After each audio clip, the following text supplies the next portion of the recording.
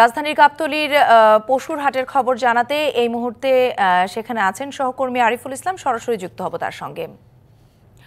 আরিফ, হাটের অবস্থা কেমন দেখছেন? ক্রেতা বিক্রেতারা কি বলছে?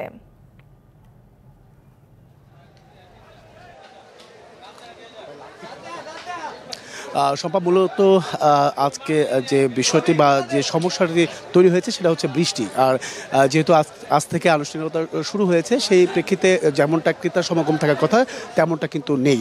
কারণ তার মধ্যে আবার বৃষ্টি হয়েছে, সেই বৃষ্টি কারণেই কিন্তু মূলত ক্রেতার সংখ্যা একেবারেই নেই বললেই চলে। কারণ বিক্রেতারা বলছেন যে আগামীকাল শুক্রবার, সেক্ষেত্রে শুক্রবারে ক্রেতার সমাগমটা দেখা যাবে। এছাড়াও আরেকটি বিষয় জানিয়ে রাখি যে এই গাবতলী কোরবানি পশুর হাটে কিন্তু ইতিমধ্যে পর্যাপ্ত পরিমাণে গরু উঠে গেছে।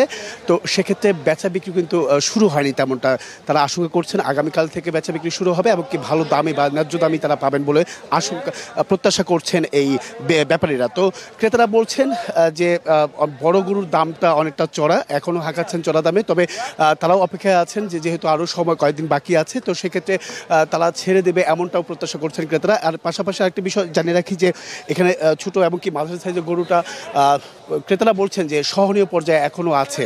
আর সেক্ষেত্রে নানা রকমের নানা জাতের গরু উঠেছে।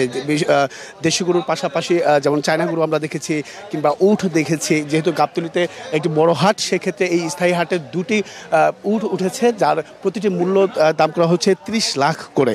আর সেক্ষেত্রে দুম্বা উঠেছে, দুম্বাও প্রতি দুম্বা চাচ্ছেন তারা 3 লাখ টাকা করে দুম্বার দাম চাচ্ছেন, হাঁকাচ্ছেন।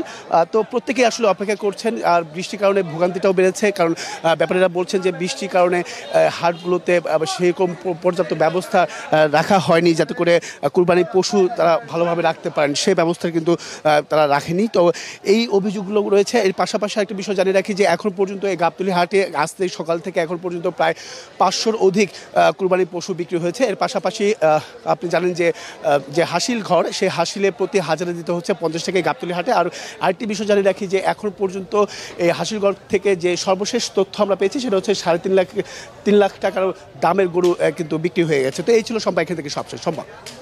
আরিফ, ধন্যবাদ আপনাকে। জানাচ্ছিলেন কোরবানির পশুর হাটের খবর আমাদের।